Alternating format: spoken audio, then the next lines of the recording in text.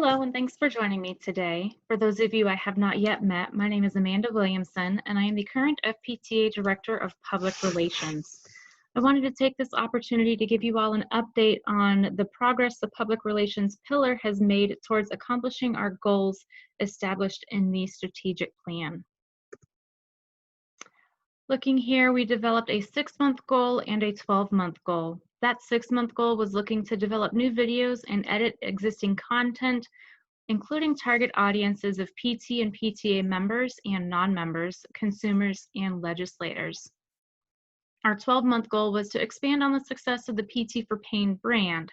Some of those suggestions included developing new websites, including PT for Falls, PT for MS, and PT for Parkinson's.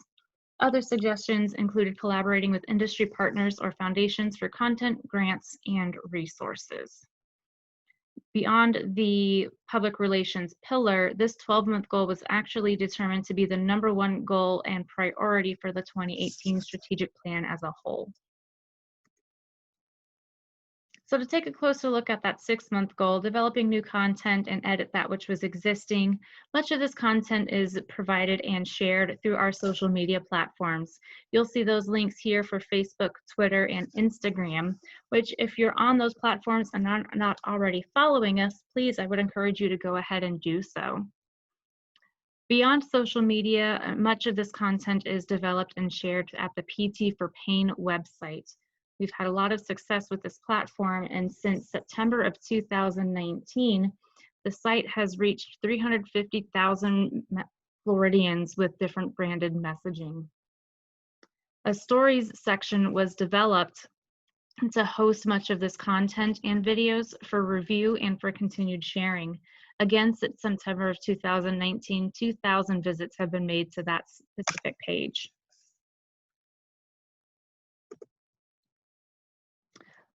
Looking closer at that 12-month goal, developing one new campaign to build on the PT for Pain platform. FPTA has collaborated with Ames Productions in providing and sponsoring events of a fall prevention documentary. Here, and you can see it's called Saving Claire, the story of denying gravity. If you'll give me a moment here to switch screens, I'll play a video for you that will do far better at being able to tell you what that fall prevention documentary is.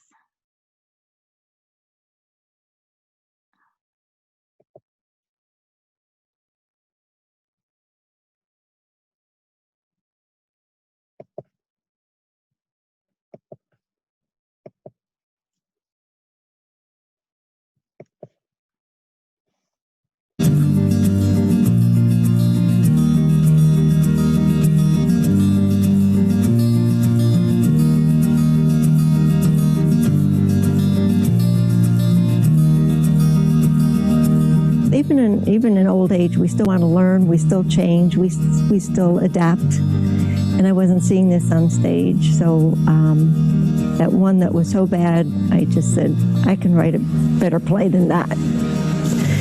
And I did. You are about to enter a new dimension in live theater.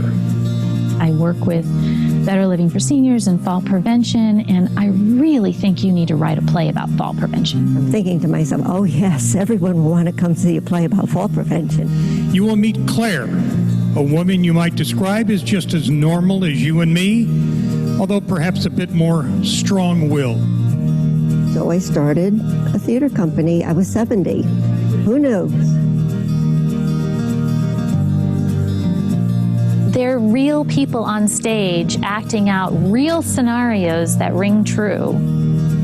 We see a lot of hip fractures, we see wrist fractures, we see head injuries, bleeds inside the head, a lot of major injuries that take away a lot of the person's ability to live alone, a person's ability to live without pain. And so that's a major interest to me as a physician, because my whole goal is to have patients live healthy and happy lives.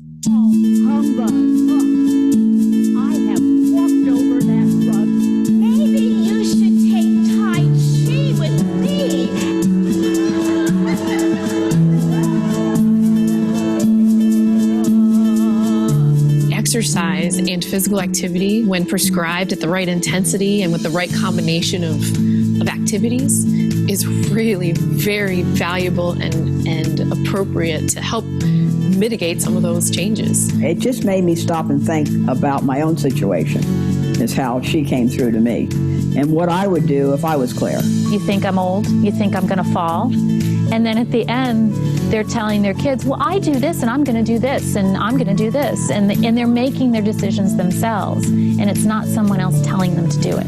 So it's changed my life quite a bit. There's a lot of things that I don't do anymore. I'm tempted sometimes, like I had to change this light up here on this thing, and I did go up one step, and I shouldn't have done that, because I promised her I wouldn't, because the results of falling are so overwhelming, you know. So I'm not going to do that anymore. But there is a lot we can do to prevent falls. They don't have to happen. Some will, but we can do a lot to prevent most of them.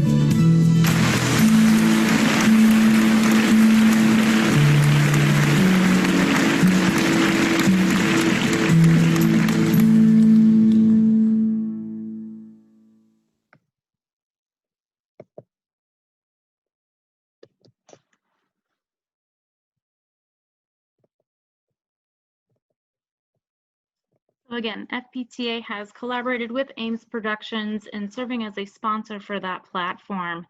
We've hosted 3 or 4 of those events previously and have committed to hosting an additional 10. If anyone is interested in hosting those at your location, by all means reach out to me and let me know. It is our goal to have at least one PT present at any of these productions to serve as a question-answer subject matter expert and be able to provide valuable feedback to those in attendance. Additional project sponsors include AARP, regional medical groups including ER physicians, EMS, fire and police, as well as Area Agency on Aging and the Falls Prevention Coalition. I wanted to take this opportunity to share some of the successes we've had that were beyond that which was identified here in the strategic plan. Most recently, with the rapid evolving situation regarding telehealth and COVID-19, FPTA staff and our PR marketing team with Revel Communications have been prompt in providing web resources and pages with currently rather regularly updated information regarding both of these areas of telehealth and COVID-19. These platforms launched on April 1st of this year, and since then you can see they've had a near 600 total page views, with 300 of those being unique to each of those sites. Additionally, we've had digital advocacy campaigns resulting in a number of emails, 45,000, sent to lawmakers and officials. Again, that's at the state and federal level. So some of those things will include modernizing the PT Practice Act, as well as changes at the federal level to CMS and reimbursement. Lastly, wanted to note some of the media outreach that we have had success in. There was an op-ed in the Tallahassee Democrat regarding modernizing the PT Practice Act, as well as press releases distributed both by FPTA and local news coverage. Thank you all for joining me here. And if you liked what you heard and want to get involved, if you have an idea, love to hear from you. Feel free to email me at prdirector@fpta.org. Thanks.